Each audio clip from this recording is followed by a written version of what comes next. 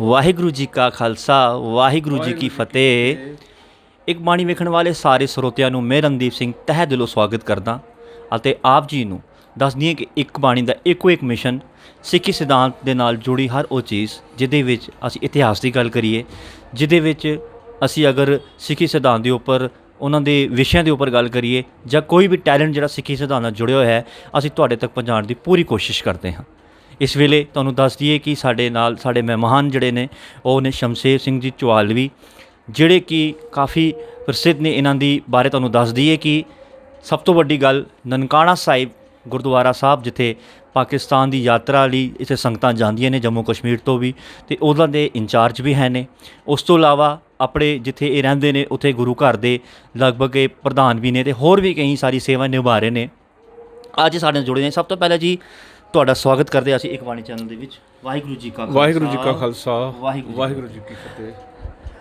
ਬਹੁਤ ਸਾਰੀ ਇੰਟਰਵਿਊਜ਼ ਨੌਜਵਾਨਾਂ ਦੇ ਕੋਸ਼ਿਸ਼ ਕੀਤੀ ਮੈਂ ਲੈਣ ਦੀ, ਲੇਕਿਨ ਜਿਹੜੀ ਸਾਡੀ ਰੀੜ੍ਹ ਦੀ ਹੱਡੀ ਹੁੰਦੀ ਹੈ ਉਹ ਬਜ਼ੁਰਗ ਹੁੰਦੇ ਨੇ, ਅਤੇ ਜਦ ਤੱਕ ਉਹ ਨਹੀਂ ਹੈ ਅਤੇ ਤਬ ਤੱਕ ਇੱਕ ਮਤਲਬ ਪੰਥ ਜਿਹੜਾ ਚੱਲ ਰਿਹਾ ਇੱਕ ਝੰਡੇ ਥੱਲੇ, ਇੱਕ ਨਿਸ਼ਾਨ ਥੱਲੇ ਸਾਡਾ ਮਿਸ਼ਨ ਹੈ ਉਹ ਅੱਗਾ ਨਹੀਂ ਜਾ ਸਕਦਾ, ਕਿਉਂਕਿ ਸਾਡੇ ਬਜ਼ੁਰਗ ਹੋਣਗੇ, ਉਹਨਾਂ ਕੋਲੋਂ ਕੁਝ ਸਿੱਖਣ ਨੂੰ ਮਿਲਦਾ ਹੈ।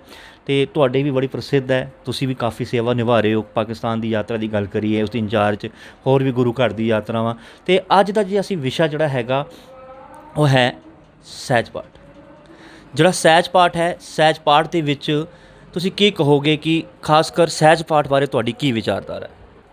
ਵਾਹਿਗੁਰੂ ਜੀ ਕਾ ਖਾਲਸਾ ਵਾਹਿਗੁਰੂ ਜੀ ਕੀ ਫਤਿਹ। ਬੜਾ ਸੁੰਦਰ ਪ੍ਰਸ਼ਨ ਤੁਸੀਂ ਮੇਰੇ ਤੋਂ ਪੁੱਛਣਾ ਕੀਤਾ। ਸਹਿਜ ਪਾਠ ਦੇ ਸੰਬੰਧੀ ਮੈਂ ਕਹਾਂਗਾ ਕਿ ਸਾਡੇ ਸਿੱਖ ਧਰਮ ਵਿੱਚ ਸਾਹਿਬ ਸ੍ਰੀ ਗੁਰੂ ਗ੍ਰੰਥ ਸਾਹਿਬ ਜੀ ਮਹਾਰਾਜ ਦਾ ਪੂਰਾ ਸਰਵੇਖਣ ਭਾਵ ਕਿ ਉਸ ਨੂੰ ਪੂਰੇ ਦੇ ਦਰਸ਼ਨ ਕਰਨੇ। ਦਰਸ਼ਨ ਕੇਵਲ ਪੱਤਰੇ ਪਰਤ ਕੇ ਨਹੀਂ, ਬਲਕਿ ਉਸ ਨੂੰ ਪੜ੍ਹ ਕੇ ਮਹਾਰਾਜ ਦੀ ਬਾਣੀ ਨੂੰ, ਜੋ ਸਾਡੇ ਇੱਥੇ ਪ੍ਰਥਾ ਪ੍ਰਚਲਿਤ ਹੈ, ਸ਼੍ਰੀ ਅਖੰਡ ਪਾਠ ਸਾਹਿਬ ਜਾਂ ਸਪਤਾਕ ਪਾਠ ਜਾਂ ਸਹਿਜ ਪਾਠ, ਉਸ ਵਿੱਚ ਜਿਹੜਾ ਸਹਿਜ ਪਾਠ ਹੈ ਉਹ ਹਰ ਵਿਅਕਤੀ ਵਾਸਤੇ ਆਪ ਨਿੱਜੀ ਤੌਰ 'ਤੇ ਬੈਠ ਕੇ ਗੁਰੂ ਗ੍ਰੰਥ ਸਾਹਿਬ ਜੀ ਦੇ ਪਾਠ ਦਾ ਪਾਠ ਕਰਨਾ, ਉਸ ਸਾਰੇ ਗੁਰੂ ਗ੍ਰੰਥ ਸਾਹਿਬ ਜੀ ਦਾ ਦਰਸ਼ਨ ਕਰਨਾ, ਇੱਕ ਓਂਕਾਰ ਤੋਂ ਲੈ ਕੇ 18, 10, 20 ਤੱਕ ਉਸ ਦਾ ਪਾਠ ਕਰਨਾ, ਜਿਹੜਾ ਉਹ ਹੌਲੀ ਹੌਲੀ ਰੋਜ਼ ਭਾਵੇਂ 2 ਪੰਨੇ ਹੋਣ, ਭਾਵੇਂ 10 ਪੰਨੇ ਹੋਣ, ਭਾਵ 10 ਅੰਗ ਹੋਣ, ਭਾਵੇਂ 20 ਅੰਗ ਹੋਣ, ਭਾਵੇਂ ਅੱਧਾ ਘੰਟਾ ਕੋਈ ਬੈਠੇ, 10 ਮਿੰਟ ਹੀ ਬੈਠੇ, 5 ਮਿੰਟ ਹੀ ਬੈਠੇ ਕੋਈ, ਪਰ ਆਪ ਪਾਠ ਕਰੇ। ਅੱਜ ਸਾਡੇ ਕੋਲ ਬਹੁਤ ਸਾਰੀਆਂ ਸੁਵਿਧਾਵਾਂ ਹਨ ਜੀ। ਗੁਰੂ ਘਰਾਂ ਵਿੱਚ ਸਾਹਿਬ ਸ੍ਰੀ ਗੁਰੂ ਗ੍ਰੰਥ ਸਾਹਿਬ ਜੀ ਪ੍ਰਕਾਸ਼ਮਾਨ ਹਨ। ਉਸ ਤੋਂ ਇਲਾਵਾ ਸ੍ਰੀ ਗੁਰੂ ਗ੍ਰੰਥ ਸਾਹਿਬ ਜੀ 2 ਭਾਗਾਂ ਵਿੱਚ, 4 ਭਾਗਾਂ ਵਿੱਚ, 8 ਭਾਗਾਂ ਵਿੱਚ ਉਹ ਸਾਡੇ ਕੋਲ ਮੌਜੂਦ ਹਨ। ਫਿਰ ਅੱਜ ਸਾਡੇ ਕੋਲ ਜਿਹੜਾ ਮੀਡੀਆ ਹੈ, ਸਾਡੇ ਕੋਲ ਡਿਜੀਟਲ ਜਿਹੜਾ ਸਾਡੇ ਕੋਲ ਸਿਸਟਮ ਹੈ, WhatsApp ਦੇ ਵਿੱਚ ਵੀ ਸ੍ਰੀ ਗੁਰੂ ਗ੍ਰੰਥ ਸਾਹਿਬ ਜੀ ਦਾ ਪਾਠ ਦਰਜ ਹੈ ਔਰ ਸਹਿਜ ਪਾਠ ਉੱਥੋਂ ਵੀ ਕੀਤਾ ਜਾ ਸਕਦਾ। ਸਹਿਜ ਪਾਠ ਦੀ ਜਿਹੜੀ ਮਹੱਤਤਾ ਹੈ, ਉਹ ਮਹੱਤਤਾ ਇਹ ਹੈ ਕਿ ਅਸੀਂ ਪਾਠ ਸੁਣਦੇ ਹਾਂ, ਕੀਰਤਨ ਸੁਣਦੇ ਹਾਂ, ਅਖੰਡ ਪਾਠ ਸਾਹਿਬ ਸੁਣਦੇ ਹਾਂ, ਘਰਾਂ ਵਿੱਚ ਅਸੀਂ ਰਖਾਉਂਦੇ ਹਾਂ, ਸਾਡਾ ਸਮਾਜ ਜਿਹੜਾ ਪਾਠ ਰਖਾਉਂਦਾ, ਪਰ ਉਹ ਪਾਠ ਕੋਈ ਹੋਰ ਕਰਦਾ ਹੈ ਅਤੇ ਫਿਰ ਅਸੀਂ ਸੁਣਦੇ ਹਾਂ। ਲੇਕਿਨ ਜਿੰਨਾ ਪੜ੍ਹਨ ਨਾਲ, ਆਪ ਪੜ੍ਹਨ ਨਾਲ ਉਸ ਦੀ ਸਮਝ ਆ ਸਕਦੀ ਹੈ, ਸਾਡੇ ਮਨ ਵਿੱਚ ਉਹ ਘਰ ਕਰ ਸਕਦਾ ਹੈ, ਇਤਨਾ ਸੁਣਿਆ ਉਸ ਦਾ ਅਸਰ ਨਹੀਂ ਹੋ ਸਕਦਾ, ਉਹ ਠਹਿਰ ਨਹੀਂ ਸਕਦਾ, ਉਸ ਦਾ ਠਹਿਰਾਓ ਜਿਹੜਾ ਅੰਦਰ ਸਾਡੇ 'ਚ ਨਹੀਂ ਹੋ ਸਕਦਾ। ਸਹਿਜੇ ਸਹਿਜੇ ਪਾਠ ਕੀਤਾ, ਜਿੱਥੇ ਅਸੀਂ ਉਸ ਨੂੰ ਧਿਆਨ ਨਾਲ ਪੜ੍ਹਾਂਗੇ, ਜਿੱਥੇ ਕਿਤੇ ਸਾਨੂੰ ਕੋਈ ਮੁਸ਼ਕਿਲ ਆਉਂਦੀ ਹੈ, ਦਿੱਕਤ ਆਉਂਦੀ ਹੈ, ਉੱਥੇ ਅਸੀਂ ਰੁਕ ਕੇ ਉਸ ਦਾ ਅਰਥ ਸਮਝਣ ਦਾ ਜਿਹੜਾ ਚਾਰਾ ਕਰਾਂਗੇ, ਕੋਸ਼ਿਸ਼ ਕਰਾਂਗੇ, ਉਹ ਗੁਰੂ ਗ੍ਰੰਥ ਸਾਹਿਬ ਜੀ ਦਾ ਜਿਹੜਾ ਪਾਠ ਹੈ ਉਹ ਇੱਕ ਕਿਸਮ ਦਾ ਸਾਡੇ ਵਾਸਤੇ ਅਧਿਐਨ ਹੋ ਜਾਂਦਾ, ਅਤੇ ਫਿਰ ਉਸ ਨੂੰ ਅਸੀਂ ਹੌਲੀ ਹੌਲੀ ਪੂਰੇ ਗੁਰੂ ਗ੍ਰੰਥ ਸਾਹਿਬ ਜੀ ਦੇ ਦਰਸ਼ਨ ਕਰ ਲੈਂਦੇ ਹਾਂ। ਇੱਕ ਗੱਲ ਮੈਂ ਸਪਸ਼ਟ ਕਰਦੇ ਹਾਂ ਥੋੜ੍ਹੀ ਜਿਹੀ, ਕਿ ਅਸੀਂ ਘਰਾਂ ਵਿੱਚ ਖੁਸ਼ੀ ਦਾ ਮੌਕਾ ਹੈ, ਵਿਆਹ ਸ਼ਾਦੀਆਂ ਹੁੰਦੀਆਂ ਨੇ, ਤਾਂ ਗੁਰੂ ਗ੍ਰੰਥ ਸਾਹਿਬ ਜੀ ਘਰ ਲਿਆ ਕੇ ਉਸ ਦਾ ਮੁਬਾਰਕ ਪਾਠ ਜਿਹੜਾ ਅਸੀਂ ਘਰਾਂ ਵਿੱਚ ਕਰਾਉਂਦੇ ਹਾਂ। ਇਸ ਦੇ ਨਾਲ ਨਾਲ ਜਦੋਂ ਕਿਸੇ ਦੀ ਮ੍ਰਿਤਕ ਹੋ ਜਾਂਦੀ ਹੈ ਤਦੋਂ ਵੀ ਅਸੀਂ ਗੁਰੂ ਗ੍ਰੰਥ ਸਾਹਿਬ ਜੀ ਘਰ ਲਿਆ ਕੇ ਅਖੰਡ ਪਾਠ ਸਾਹਿਬ ਜੀ ਕਰਵਾਉਂਦੇ ਹਾਂ ਘਰਾਂ ਵਿੱਚ। ਜੀ ਲੇਕਿਨ ਮੈਂ ਸਮਝਦਾ ਕਿ ਮਰਨ ਤੋਂ ਬਾਅਦ, ਸਾਡੀ ਮੌਤ ਤੋਂ ਬਾਅਦ ਜੇ ਪਾਠ ਘਰਾਂ ਵਿੱਚ ਰਖਾਇਆ ਜਾਏ, ਉਸ ਦਾ ਜੇ ਕੋਈ ਸਮਝੇ ਕਿ ਉਸ ਦਾ ਉਸ ਵਿਛੜੀ ਆਤਮਾ ਨੂੰ ਕੋਈ ਮਹੱਤਵ ਹੈ ਜਾਂ ਕੋਈ ਉਸ ਨੂੰ ਕੋਈ ਲਾਭ ਫਲਾਦੇਸ਼ ਹੁੰਦਾ ਹੈ, ਮੈਂ ਨਹੀਂ ਸਮਝਦਾ ਕੁਝ ਫਲਾਦੇਸ਼ ਉਸ ਨੂੰ।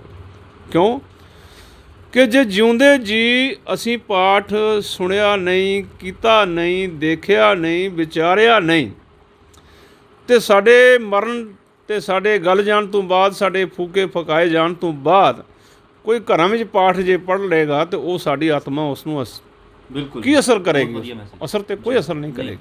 ਇਸ ਵਾਸਤੇ ਜੇ ਗੁਰੂ ਗ੍ਰੰਥ ਸਾਹਿਬ ਜੀ ਦਾ ਉਪਦੇਸ਼ ਸਮਝਣਾ ਹੈ, ਉਸ ਨੂੰ ਉਸ ਦਾ ਕੋਈ ਲਾਭ ਲੈਣਾ ਹੈ, ਗੁਰੂ ਗ੍ਰੰਥ ਸਾਹਿਬ ਜੀ ਤੂੰ ਜੇ ਕੋਈ ਸੇਧ ਲੈਣੀ, ਅਸੀਂ ਜੀਵਨ ਜਾਚ ਸਿੱਖਣੀ ਹੈ ਜੇ ਅਸੀਂ, ਤੇ ਫਿਰ ਸਾਨੂੰ ਪਾਠ ਆਪ ਕਰਨਾ ਚਾਹੀਦਾ। ਅਸੀਂ ਜੋ ਨਿਤਨੇਮ ਦੀਆਂ ਬਾਣੀਆਂ ਪੜ੍ਹਦੇ ਹਾਂ, ਉਹਨਾਂ ਬਾਣੀਆਂ ਨੂੰ ਕੋਸ਼ਿਸ਼ ਕਰੀਏ ਪਹਿਲਾਂ ਅਸੀਂ ਉਹਨਾਂ ਨੂੰ ਪਾਠ ਸ਼ੁੱਧ ਕਰਨ ਦੀ ਕੋਸ਼ਿਸ਼ ਕਰੀਏ, ਫਿਰ ਖੁਦ ਕਰਕੇ ਫਿਰ ਉਸ ਨੂੰ ਟੀਕੇ ਅਤੇ ਸਟੀਕ ਦੇ ਰਾਹੀਂ ਅਸੀਂ ਉਸ ਨੂੰ ਸਮਝੀਏ।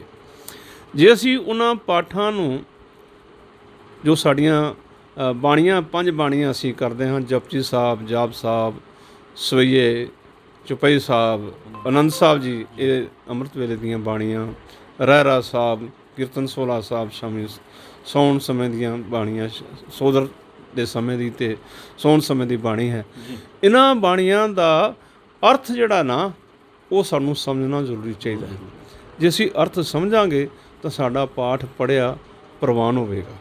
ਭਾਈ ਸਾਹਿਬ ਜੀ, ਗੱਲ ਸਹਿਜ ਪਾਠ ਦੀ ਹੋਈ ਹੈ, ਤੁਸੀਂ ਬੜੀ ਅੱਛੀ ਵਿਚਾਰ ਕੀਤੀ ਹੈ ਵਿੱਚ ਕਿ ਘਰਾਂ ਵਿੱਚ ਗੁਰੂ ਮਹਾਰਾਜ ਜੀ ਆਉਂਦੇ ਨੇ, ਗੁਰੂ ਗ੍ਰੰਥ ਸਾਹਿਬ ਜੀ ਮਹਾਰਾਜ। ਲੇਕਿਨ ਸੁੱਖ ਵੇਲੇ ਦੀ ਗੱਲ ਕਰੀਏ, ਤੁਸੀਂ ਦੇਖਿਆ ਹੋਣਾ, ਖਾਸ ਕਰ ਸੁੱਖਾਂ ਵੇਲੇ ਅਸੀਂ ਘਰ ਪਹਿਲੇ ਪਾਠ ਰਖਾਉਂਦੇ, ਚਾਹੇ ਵਿਆਹ ਸ਼ਾਦੀ ਹੈ, ਲੇਕਿਨ ਕਿਤੇ ਨਾ ਕਿਤੇ ਸੰਗਤਾਂ ਤੱਕ ਇਹ ਮੈਸੇਜ ਪਹੁੰਚਾਉਣਾ ਬੜਾ ਜ਼ਰੂਰੀ ਹੈ ਕਿ ਲੱਗਦਾ ਨਹੀਂ ਹੈ ਤੁਹਾਨੂੰ ਕਿ ਮਹਾਰਾਜ ਜੀ ਦੀ ਕਿਤੇ ਨਾ ਕਿਤੇ ਇੱਕ ਇਸ ਤਰੀਕੇ ਨਾਲ ਵੀ ਬੇਅਦਬੀ ਕੀਤੀ ਜਾਂਦੀ ਹੈ। ਘਰਾਂ ਦੇ ਵਿੱਚ ਸ਼ੋਰ ਹੁੰਦਾ ਹੈ, ਦੂਜੇ ਪਾਸੇ ਪਾਠ ਚੱਲ ਰਿਹਾ ਹੁੰਦਾ, ਭਾਈ ਸਾਹਿਬ ਇਕੱਲੇ ਬੈਠੇ ਹੁੰਦੇ ਨੇ, ਅਤੇ ਇਸ ਬਾਰੇ ਵਿਚਾਰ ਬਹੁਤ ਜ਼ਰੂਰੀ ਕਰਨੀ ਹੈ ਕਿ ਅਗਰ ਗੁਰੂ ਮਹਾਰਾਜ ਜੀ ਨੂੰ ਘਰ ਲੈ ਕੇ ਆਏ, ਗੁਰੂ ਸਾਡੇ ਘਰ ਆਇਆ ਹੈ, ਅਤੇ ਅਗਰ ਉਹ ਆਏ ਨੇ ਅਤੇ ਉਹਨਾਂ ਦੀ ਹਜ਼ੂਰੀ ਪਾਠ ਅੰਦਰ ਚੱਲ ਰਿਹਾ, ਲੇਕਿਨ ਬੱਚਿਆਂ ਦਾ ਸ਼ੋਰ ਹੁੰਦਾ ਹੈ, ਇੱਧਰ ਨਾਲ ਗੱਲਾਂ ਗੱਪਾਂ ਚੱਲ ਰਹੀਆਂ ਹੁੰਦੀਆਂ, ਕਿਉਂਕਿ ਗੁਰੂ ਮਹਾਰਾਜ ਜੀ ਨੇ 3 ਦਿਨ ਤਾਂ ਤੁਹਾਡੇ ਘਰ ਆਏ ਨੇ, ਉਹਦੇ ਬਾਰੇ ਤੁਸੀਂ ਕੀ ਕਹਿਣਾ ਚਾਹੋ? ਇਹ ਵੀ ਬੜਾ ਅੱਛਾ ਸਵਾਲ ਹੈ ਤੁਹਾਡਾ, ਬੜੀ ਸੋਹਣੀ ਗੱਲ ਹੈ। ਇਸ ਦੇ ਸੰਬੰਧੀ ਮੈਂ ਕਹਾਂਗਾ ਕਿ ਗੁਰੂ ਗ੍ਰੰਥ ਸਾਹਿਬ ਜੀ ਦਾ ਸਤਿਕਾਰ ਸਾਨੂੰ ਬਹੁਤ ਅਦਬ ਦੇ ਨਾਲ ਕਰਨਾ ਚਾਹੀਦਾ। ਜਿਸ ਤਰ੍ਹਾਂ ਕੋਈ ਸਾਡੇ ਘਰ ਕੋਈ ਖਾਸ ਵਿਸ਼ੇਸ਼ ਮਹਿਮਾਨ ਸਾਡੇ ਘਰ ਆ ਗਿਆ ਅਤੇ ਅਸੀਂ ਉਸ ਦਾ ਸੇਵਾ ਭਾਵਨਾ ਵਾਸਤੇ ਉਸ ਦੇ ਕੋਲ ਅੱਗੇ ਪਿੱਛੇ ਸਾਡਾ ਪਰਿਵਾਰ ਬੈਠਦਾ ਹੈ, ਗੱਲਬਾਤ ਕਰਦਾ, ਉਸ ਦੀ ਗੱਲ ਸੁਣਦਾ। ਪਰ ਬੜੇ ਅਫਸੋਸ ਦੀ ਗੱਲ ਹੈ ਕਿ ਜਿਸ ਤਰ੍ਹਾਂ ਤੁਸੀਂ ਦੱਸਿਆ ਕਿ ਜਦੋਂ ਅਸੀਂ ਸ੍ਰੀ ਅਖੰਡ ਪਾਠ ਸਾਹਿਬ ਜੀ ਆਪਣੇ ਘਰ ਵਿਖੇ ਕਰਵਾਉਂਦੇ ਹਾਂ, ਮਹਾਰਾਜ ਸਾਹਿਬ ਘਰ ਲਿਆ ਕੇ, ਅਤੇ ਉਹ ਸਿਰਫ ਜਿਸਦੇ ਪਾਠ ਰਖਾਉਂਦੇ ਹਾਂ ਅਸੀਂ ਉਸ ਵੇਲੇ, ਅਤੇ ਜਾਂ ਫਿਰ ਭੋਗ ਦੇ ਸਮੇਂ ਸਾਡੀ ਸੰਗਤ 'ਚ ਸਾਡੇ ਪਰਿਵਾਰ ਦੇ 2, 4, 5 ਮੈਂਬਰ ਬੈਠਦੇ ਨੇ, ਉਸ ਤੋਂ ਵਿਚਕਾਰਲਾ ਜਿਹੜਾ ਟਾਈਮ ਹੁੰਦਾ, ਜਿਹੜਾ ਤਕਰੀਬਨ 48 ਘੰਟੇ ਵਿੱਚੋਂ ਘੰਟਾ ਛੱਡ ਲਓ, 47 ਘੰਟੇ ਜਿਹੜਾ ਹੈ ਉਹ ਅਸੀਂ ਘਰ ਆਏ ਮਹਿਮਾਨਾਂ ਨੂੰ ਹੀ ਦੇਖਦੇ ਹਾਂ ਕਿ ਕਿਹੜਾ ਮਹਿਮਾਨ ਆਇਆ ਔਰ ਉਹ ਕੀ ਲੈ ਕੇ ਹੱਥ ਵਿੱਚ ਆਇਆ। ਜਦੋਂ ਅਸੀਂ ਉਹਨਾਂ ਦੇ ਘਰ ਜਾਵਾਂਗੇ, ਖਾਸ ਕਰਕੇ ਸਾਡੀਆਂ ਮਾਤਾਵਾਂ, ਭੈਣਾਂ, ਬੱਚੀਆਂ ਸਾਡੀਆਂ, ਇਸ ਚੀਜ਼ ਦਾ ਉਹਨਾਂ ਦੇ ਜ਼ਿਹਨ 'ਚ ਹੁੰਦਾ ਕਿ ਉਹ ਚੀਜ਼ ਲੈ ਕੇ ਆਇਆ, ਅਤੇ ਜਦੋਂ ਉਹਨਾਂ ਦੇ ਘਰ ਕੋਈ ਖੁਸ਼ੀ ਦਾ ਕਾਰਜ ਹੋਵੇਗਾ ਅਸੀਂ ਵੀ ਲੈ ਕੇ ਇਹ ਮੋੜਵੀਂ ਕਰਨੀ ਹੈ ਉੱਥੇ। ਬਿਲਕੁਲ। ਤਾਂ ਇਹ ਚੀਜ਼ਾਂ ਨਹੀਂ ਹੋਣੀ ਚਾਹੀਦੀਆਂ। ਚਾਹੀਦਾ ਤਾਂ ਇਹ ਹੈ ਕਿ ਗੁਰੂ ਗ੍ਰੰਥ ਸਾਹਿਬ ਜੀ ਅਗਰ 48 ਘੰਟੇ ਸਾਡੇ ਘਰ ਵਿੱਚ ਉਸ ਘਰ ਨੂੰ ਪਵਿੱਤਰ ਕਰਦੇ ਨੇ, ਜਿੱਥੇ ਜਾਏ ਬਹਿ ਮੇਰਾ ਸਤਿਗੁਰੂ ਸੋ ਥਾਨ ਸੁਹਾਵਾ, ਉਹ ਪਵਿੱਤਰ ਥਾਨ ਬਣ ਜਾਂਦਾ ਸਾਡਾ ਘਰ, ਕਿਉਂਕਿ ਇੱਥੇ ਮਹਾਰਾਜ ਦੀ ਬਾਣੀ ਦਾ ਪਾਠ ਚੱਲਦਾ ਹੈ ਨਿਰੰਤਰ 48 ਘੰਟੇ। ਘੱਟ ਤੋਂ ਘੱਟ ਫੈਮਿਲੀ ਦੇ ਉਸ ਪਰਿਵਾਰ ਦੇ 2 ਨਹੀਂ ਤਾਂ 1 ਵਿਅਕਤੀ ਜ਼ਰੂਰ ਬੈਠ ਕੇ ਉਸ ਸਮੇਂ ਵਿੱਚ ਪਾਠ ਜ਼ਰੂਰ ਸੁਣੇ, ਘੱਟੋ ਘੱਟ। ਅਗਰ ਸਾਰਾ ਪਰਿਵਾਰ ਬੈਠ ਸਕਦਾ ਹੈ ਚੰਗਾ, ਨਹੀਂ ਤਾਂ ਘੱਟੋ ਘੱਟ 1 ਵਿਅਕਤੀ। ਮੈਨੂੰ ਇੱਕ ਯਾਦ ਆ ਗਈ ਇਸ ਇੱਕ ਇੰਸੀਡੈਂਟ। ਇੱਥੇ ਚੀਫ ਕੰਜ਼ਰਵੇਟਰ ਸਰਦਾਰ ਸੋਹਣ ਸਿੰਘ ਸੀ ਜੰਮੂ ਵਿੱਚ, ਉਹਨਾਂ ਨੇ ਆਪਣੇ ਘਰ ਵਿੱਚ ਸ੍ਰੀ ਅਖੰਡ ਪਾਠ ਸਾਹਿਬ ਜੀ ਕਰਾਉਣਾ ਸੀ। ਮੇਰੇ ਵੱਡੇ ਵੀਰ ਜੀ ਸਰਦਾਰ ਨਰਬੀਰ ਸਿੰਘ ਜੀ, ਉਹ ਉਹਨਾਂ ਦੇ ਕੋਲ ਫੋਰੈਸਟਰ ਆਫੀਸਰ ਸਨ। ਉਹ ਮੈਨੂੰ ਘਰੋਂ ਸਪੈਸ਼ਲ ਲੈ ਕੇ ਗਏ, ਕਹਿਣ ਲੱਗੇ ਕਿ ਸਰਦਾਰ ਸਾਹਿਬ ਜੀ ਦਾ ਉਹਨਾਂ ਦੀ ਇੱਛਾ ਹੈ ਕਿ 48 ਘੰਟੇ ਇੱਕ ਸੇਵਾਦਾਰ ਚੋਰ ਸਾਹਿਬ ਫੜ ਕੇ ਤੇ ਉਹਨਾਂ ਦੇ ਉੱਤੇ ਮਹਾਰਾਜ ਸਾਹਿਬ ਦੇ ਉੱਤੇ ਚੌਰ ਕਰੇਗਾ। ਕੀ ਭਾਵ ਹੁੰਦਾ ਚੌਰ ਦਾ? ਇੱਕ ਤੇ ਆਦਰ ਸਨਮਾਨ ਹੈ। ਚੌਰ ਨਿਸ਼ਾਨੀ ਹੈ ਕਿ ਰਾਜੇ ਮਹਾਰਾਜੇ ਬਾਦਸ਼ਾਹਾਂ ਦੇ ਸਿਰਾਂ ਦੇ ਉੱਤੇ ਚੌਰ ਤੇ ਛਤਰ ਝੁਲਦੇ ਸਨ। ਇਹ ਸਾਡੇ ਵਾਸਤੇ ਸਭ ਤੋਂ ਵੱਡਾ ਪਾਤਸ਼ਾਹ ਹੈ ਗੁਰੂ ਗ੍ਰੰਥ ਸਾਹਿਬ ਜੀ। ਤੇ ਉੱਥੇ ਨਾਲ ਕਿ ਗੁਰੂ ਗ੍ਰੰਥ ਸਾਹਿਬ ਜੀ ਦੇ ਉੱਤੇ 48 ਘੰਟਿਆਂ ਵਿੱਚ ਕੋਈ ਮੱਖੀ ਉਹਦੇ ਉੱਤੇ ਨਹੀਂ ਬਹਿਣੀ ਚਾਹੀਦੀ। ਇੱਕ ਵਿਅਕਤੀ ਚੋਰ ਕਰਨ ਵਾਸਤੇ ਉੱਥੇ ਹੋਣਾ ਚਾਹੀਦਾ।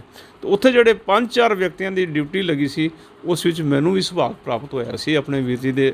ਮੈਨੂੰ ਬੜੀ ਅੱਛੀ ਗੱਲ ਲੱਗੀ ਸੀ। ਮੈਨੂੰ ਉਦੋਂ ਤੋਂ ਲੈ ਕੇ ਅੱਜ ਤੱਕ ਮੇਰੇ ਜ਼ਿਹਨ ਵਿੱਚ ਗੁਰੂ ਗ੍ਰੰਥ ਸਾਹਿਬ ਜੀ ਦੇ ਆਦਰ ਤੇ ਸਤਿਕਾਰ ਦੀ ਗੱਲ ਜਿਹੜੇ ਉਹਨਾਂ ਮਹਾਂਪੁਰਸ਼ਾਂ ਤੇ ਉਹਨਾਂ ਬਜ਼ੁਰਗਾਂ ਤੋਂ ਮੈਨੂੰ ਜੋ ਮਿਲੀ ਸੀ ਕਿ ਸਾਨੂੰ ਸਤਿਕਾਰ ਕਰਨਾ। ਸੋ ਸਾਨੂੰ ਗੁਰੂ ਗ੍ਰੰਥ ਸਾਹਿਬ ਜੀ ਦਾ ਸਤਿਕਾਰ ਕਰਨ ਵਾਸਤੇ ਘਰਾਂ ਵਿੱਚ ਜਦੋਂ ਅਸੀਂ ਪਾਠ ਰਖਾਉਂਦੇ ਹਾਂ, ਪਾਠ ਮਹਿਜ਼ ਇਹ ਨਹੀਂ ਕਿ ਗੁਰੂ ਸਾਹਿਬ ਦੇ ਚਰਨ ਪਵਾ ਲਏ ਜਾਂ ਸੰਗਤਾਂ ਆ ਗਈਆਂ ਤੇ ਵੱਡੀ ਗੱਲ ਨਹੀਂ।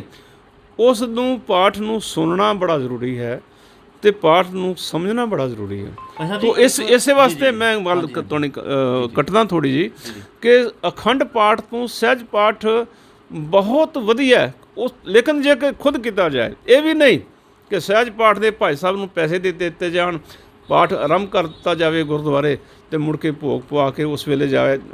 ਭੋਗ ਪਾਠ ਕਰਾਉਣ ਵੇਲੇ ਅਸੀਂ ਜਾਈਏ, ਰਖਾਉਣ ਵੇਲੇ ਪਹਿਲੀ 5 ਪੌੜੀਆਂ ਜਪਜੀ ਸਾਹਿਬ ਦੀਆਂ ਸੁਣ ਲਈਏ ਤੇ ਬਾਅਦ 'ਚ 9ਵੇਂ ਮਹੱਲੇ ਦੇ ਸ਼ਲੋਕ ਲਾਸਟ ਵਿੱਚ ਸੁਣ ਕੇ ਅਸੀਂ ਆਖੀਏ ਕਿ ਸਹਿਜ ਪਾਠ ਕਰਵਾ ਲਿਆ। ਇਹ ਕੋਈ ਇੰਨਾ ਚੰਗਾ ਨਹੀਂ ਜਿੰਨਾ ਕਿ ਆਪ ਕੀਤਾ ਦਾ ਚੰਗਾ। ਤੋ ਜੇ ਮੈਂ ਗੱਲ ਕਰ ਰਿਹਾ ਸੀ ਕਿ ਜੇ ਅਸੀਂ ਮਰਨ ਤੋਂ ਬਾਅਦ ਘਰ ਵਿੱਚ ਇਹ ਸਮਝਦੇ ਹਾਂ ਕਿ ਜੇ ਪਾਠ ਕਰਾ ਕੇ ਸਾਡੀ ਮੁਕਤੀ ਹੋ ਸਕਦੀ ਹੈ, ਭਾਈ ਮੈਂ ਹੱਥ ਜੋੜ ਕੇ ਬੇਨਤੀ ਕਰਦਾ, ਜੇ ਮੁਕਤੀ ਚਾਹੁੰਦੇ ਹੋ ਤਾਂ ਗੁਰੂ ਗ੍ਰੰਥ ਸਾਹਿਬ ਜੀ ਕਹਿੰਦੇ ਨੇ ਕਿ ਜਿਉਂਦੇ ਜੀ ਮੁਕਤੀ ਦਾ ਸਾਧਨ ਗੁਰੂ ਸਾਹਿਬ ਦਾ ਉਪਦੇਸ਼ ਮੰਨ ਕੇ, ਸੁਣ ਕੇ, ਸਮਝ ਕੇ ਤੇ ਜਿਹੜੇ ਵਿਸ਼ੇ ਵਿਕਾਰ ਨੇ ਉਹਨਾਂ ਨੂੰ ਤਲਾਂਜਲੀ ਦੇ ਕੇ ਉਹਨਾਂ ਤੋਂ ਮੁਕਤ ਹੋ ਕੇ ਜੀਵਨ ਨੂੰ ਮੁਕਤ ਕਰੋ, ਤਾਂ ਸਾਡਾ ਜੀਵਨ ਮੁਕਤ ਹੋਵੇਗਾ। ਜੀ ਭਾਜੀ, ਅਗਰ ਗੱਲ ਕਰੀਏ ਫੈਮਿਲੀ ਸਪੋਰਟ ਦੀ ਗੱਲ ਆਉਂਦੀ ਹੈ, ਨੌਜਵਾਨ ਬੱਚੇ ਸਾਡੇ ਬੜੇ ਅੱਛੇ ਜਾ ਰਹੇ ਨੇ। ਜੰਮੂ ਕਸ਼ਮੀਰ ਦੀ ਬੜੀਆਂ ਮਿਸਾਲਾਂ ਦਿੱਤੀਆਂ ਜਾਂਦੀਆਂ ਨੇ ਬਾਹਰ, ਜਿਸ ਤਰ੍ਹਾਂ ਕਿ ਹੁਣ ਵੀ ਸ਼ਾਇਦ ਗੁਰੂ ਮਹਾਰਾਜ ਜੀ ਰਹਿਰਾਸ ਸਾਹਿਬ ਦਾ ਪਾਠ ਦਾ ਵੇਲਾ ਸੀ, ਚੱਲ ਰਿਹਾ ਸੀ ਗੁਰੂ ਘਰ ਦੇ ਬਾਹਰ, ਬੱਚੀਆਂ ਪਾਠ ਕਰ ਰਹੀਆਂ ਸਨ। ਬਾਅਦ 'ਚ ਕੀ ਹੁੰਦਾ ਕਿ ਕੁਛ ਟਾਈਮ ਬਾਅਦ ਪਤਾ ਲੱਗਦਾ ਹੈ ਕਿ ਉਹ ਬੱਚੀ ਗੁਰੂ ਘਰ ਜਾਂਦੀ ਸੀ ਜਾਂ ਕੋਈ ਬੱਚਾ ਗੁਰੂ ਘਰ ਨਾਲ ਜੁੜਿਆ ਹੋਇਆ ਹੈ, ਬਾਅਦ 'ਚ ਸਪੋਰਟ ਕਰਕੇ ਉਹ ਪਿੱਛੇ ਹਟ ਜਾਂਦਾ। ਇਹਦੇ ਬਾਰੇ ਤੁਹਾਡਾ ਕੀ ਕਹਿਣਾ? ਅੱਜ ਕੱਲ੍ਹ ਦੀ ਨੌਜਵਾਨ ਦੀ ਪੀੜ੍ਹੀ ਵਾਸਤੇ ਛੋਟਾ ਜਿਹਾ ਇੱਕ ਤੁਸੀਂ ਕੋਈ ਮੈਸੇਜ ਦੇਣਾ ਚਾਹੋ? ਗੁਰੂ ਘਰਾਂ ਦੇ ਜਿਹੜੇ ਪ੍ਰਬੰਧਕ ਹਨ ਉਹਨਾਂ ਦੇ ਨਾਲ ਦੋ ਪਾਸੇ ਸੰਗਤ ਜੁੜੀ ਹੁੰਦੀ ਹੈ। ਇੱਕ ਸੰਗਤ ਇੱਕ ਪਾਸੇ ਹੁੰਦੇ ਨੇ ਗ੍ਰੰਥੀ ਸਾਹਿਬ ਜਿਹੜੇ ਡਿਊਟੀਆਂ ਦਿੰਦੇ ਨੇ। ਪ੍ਰਬੰਧਕ ਜਿਹੜੇ ਗ੍ਰੰਥੀ ਨੂੰ ਪੈਸਾ ਦਿੰਦੇ ਨੇ, ਉਹਨਾਂ ਦੀ ਸੈਲਰੀਜ਼ ਦਿੰਦੇ ਨੇ, ਤਨਖਾਹਾਂ ਦਿੰਦੇ ਨੇ ਤੇ ਇਹ ਚਾਹੁੰਦੇ ਨੇ ਕਿ ਬਈ ਉਹ ਆਪਣੀਆਂ ਡਿਊਟੀਆਂ ਦੇਣ। ਇਹ ਵੱਡੀਆਂ ਸਟੇਜਾਂ ਦੀ ਗੱਲ ਹੈ। ਤੇ ਛੋਟੀਆਂ ਸਟੇਜਾਂ ਦੇ ਉੱਤੇ ਜਿਸ ਤਰ੍ਹਾਂ ਸਾਡੇ ਗੁਰਦੁਆਰਾ ਸਾਹਿਬ ਛੋਟਾ ਨਗਰ ਦੇ ਪਿੰਡ ਦੇ ਗੁਰਦੁਆਰਾ ਸਾਹਿਬ ਨੇ, ਅਸੀਂ ਇਹ ਚੀਜ਼ ਨੂੰ ਜ਼ਿਆਦਾ ਮਹੱਤਤਾ ਦਿੰਦੇ ਹਾਂ ਕਿ ਠੀਕ ਹੈ ਸਾਡੇ ਗ੍ਰੰਥੀ ਸਾਹਿਬ ਡਿਊਟੀ ਦੇ ਰਹੇ ਨੇ, ਬੜੇ ਅੱਛੇ ਢੰਗ ਨਾਲ ਡਿਊਟੀ ਦੇ ਰਹੇ ਨੇ। ਪਾਠ ਵਗੈਰਾ ਸਵੇਰੇ ਅੰਮ੍ਰਿਤ ਵੇਲੇ ਕਰਦੇ ਨੇ, ਕੀਰਤਨ ਕਰਦੇ ਨੇ, ਸ਼ਾਮ ਨੂੰ ਉਹ ਸੋਦਰ ਸਾਹਿਬ ਜੀ ਦਾ ਸਾਰਾ ਸਿਲਸਿਲਾ ਹੁੰਦਾ ਹੈ ਮਹਾਰਾਜ ਸਾਹਿਬ ਦੇ ਸੁਖਾਸਨ ਤੱਕ। ਲੇਕਿਨ ਉਸ ਦੇ ਨਾਲ ਪ੍ਰਬੰਧਕਾਂ ਦਾ ਇਹ ਕੰਮ ਹੈ, ਇਹ ਜ਼ਰੂਰੀ ਕੰਮ ਹੈ, ਉਹਨਾਂ ਦੀ ਡਿਊਟੀ ਹੈ, ਰਿਸਪੌਂਸਿਬਿਲਟੀ ਬਣਦੀ ਹੈ ਕਿ ਸੰਗਤ ਵਿੱਚੋਂ ਨੌਜਵਾਨਾਂ ਨੂੰ ਪ੍ਰੇਰਨਾ ਦੇ ਕੇ ਉਤਸ਼ਾਹਿਤ ਕਰਕੇ ਗੁਰੂ ਘਰ ਦੇ ਨਾਲ ਜੋੜਨਾ।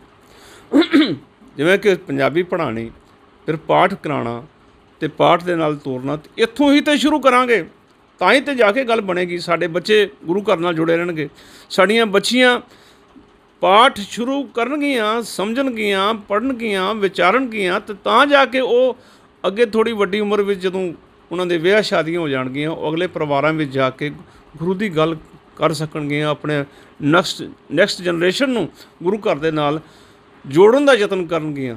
ਜੋੜਨ ਦਾ ਯਤਨ ਤਾਂ ਹੀ ਕਰਨਗੀਆਂ ਜੇ ਉਹ ਆਪ ਜੁੜੀਆਂ ਹੋਣਗੀਆਂ। ਬਿਲਕੁਲ, ਜੇ ਆਪ ਨਹੀਂ ਜੁੜੀਆਂ ਤਾਂ ਉਹ ਕਿਸੇ ਨੂੰ ਕੀ ਜੋੜੇਗਾ। ਸੋ ਜ਼ਰੂਰੀ ਹੈ ਕਿ ਜਿਹੜੇ ਪ੍ਰਬੰਧਕ ਨੇ ਉਹ ਜਿੱਥੇ ਡਿਊਟੀ ਗ੍ਰੰਥੀ ਸਾਹਿਬਾਨ ਤੋਂ ਲੈਣ, ਉਹਨਾਂ ਦੇ ਨਾਲ ਸਥਾਨਕ ਬੱਚਿਆਂ ਨੂੰ, ਨੌਜਵਾਨ ਪੀੜ੍ਹੀ ਨੂੰ ਪ੍ਰੇਰਨਾ ਦੇ ਕੇ ਗੁਰੂ ਘਰ ਦੇ ਨਾਲ ਜੋੜ ਕੇ ਉਹਨਾਂ ਨੂੰ ਪਾਠ, ਨਿਤਨੇਮ ਅਤੇ ਹੋਰ ਜਿੰਨਾ ਵੀ ਅਸੀਂ ਕੋਈ ਚਾਰਾ ਕਰ ਸਕਦੇ ਹਾਂ ਗੁਰੂ ਗ੍ਰੰਥ ਸਾਹਿਬ ਦੇ ਨੇੜੇ ਲਿਆ ਕੇ ਗੁਰੂ ਗ੍ਰੰਥ ਸਾਹਿਬ ਜੀ ਨੂੰ ਸਮਝਣ ਦਾ ਜਿਹੜਾ ਵਿਚਾਰਨ ਦਾ ਜਿਹੜਾ ਵਿਸ਼ਾ ਹੈ ਉਸ ਵਾਲੇ ਪਾਸੇ ਵੀ ਧਿਆਨ ਜ਼ਰੂਰ ਪ੍ਰਬੰਧਕਾਂ ਨੂੰ ਦੇਣਾ ਚਾਹੀਦਾ ਹੈ। ਬਹੁਤ ਬਹੁਤ ਸ਼ੁਕਰੀਆ ਜੀ ਤੁਹਾਡਾ। ਤੁਹਾਨੂੰ ਦੱਸ ਦਈਏ ਕਿ ਅੱਜ ਸਹਿਜ ਪਾਠ ਦੀ ਗੱਲ ਹੋਈ ਹੈ, ਉਸ ਦੇ ਨਾਲ ਇਹ ਵੀ ਦੱਸ ਦਈਏ ਕਿ ਇਹਨਾਂ ਦੀ ਟੀਮ ਸਹਿਜ ਪਾਠ ਦੇ ਨਾਲ ਨਾਲ ਇਹ ਸਹਿਜ ਪਾਠ ਕਰਾਉਂਦੇ ਵੀ, ਉਹਦੇ ਬਾਰੇ ਵੀ ਥੋੜ੍ਹੀ ਬਹੁਤ ਅਸੀਂ ਗੱਲਬਾਤ ਕਰਾਂਗੇ। ਸਹਿਜ ਪਾਠ ਤੁਸੀਂ ਇੱਕ ਵਿਸ਼ਾ ਸ਼ੁਰੂ ਕੀਤਾ ਹੈ ਅਤੇ ਉਹਦੇ ਬਾਰੇ ਤੁਸੀਂ ਕੀ ਕਹਿਣਾ ਚਾਹੋ? ਹਾਂਜੀ, ਪਿਛਲੇ ਦਿਨਾਂ 'ਚ ਤਕਰੀਬਨ ਕਰੋਨਾ ਕਾਲ ਦੇ ਵਿੱਚ ਅੰਮ੍ਰਿਤਸਰ ਤੋਂ ਸ੍ਰੀ ਸਹਿਜ ਪਾਠ ਸੇਵਾ ਇੱਕ ਨਾਂ ਦੀ ਸੰਸਥਾ ਬਣੀ ਹੋਈ ਹੈ।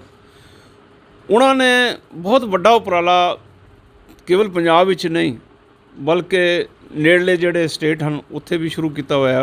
ਉਸ ਦੇ ਅਧੀਨ ਜੰਮੂ ਕਸ਼ਮੀਰ ਵਿੱਚ ਵੀ ਸਾਡੇ ਨੇੜੇ ਹੀ ਸਰਦਾਰ ਜਸਵੀਰ ਸਿੰਘ ਜੀ ਸਾਡੇ ਅਜ਼ੀਜ਼ ਹਨ, ਵੀਰ ਹਨ ਸਾਡੇ, ਉਹਨਾਂ ਦੇ ਥਰੂ ਅਸੀਂ ਬਹੁਤ ਸਾਰੇ ਇਲਾਕੇ ਵਿੱਚ ਘੁੰਮ ਕੇ ਉੱਧਰੋਂ ਜਿਹੜੀਆਂ ਸਾਨੂੰ ਸੈਂਚੀਆਂ ਗੁਰੂ ਗ੍ਰੰਥ ਸਾਹਿਬ ਜੀ ਦੀਆਂ ਦੋ ਦੋ ਭਾਗਾਂ ਵਿੱਚ, ਚਾਰ ਚਾਰ ਭਾਗਾਂ ਵਿੱਚ ਪ੍ਰਾਪਤ ਹੋਈਆਂ ਨੇ, ਉਹ ਫ੍ਰੀ ਮਤਲਬ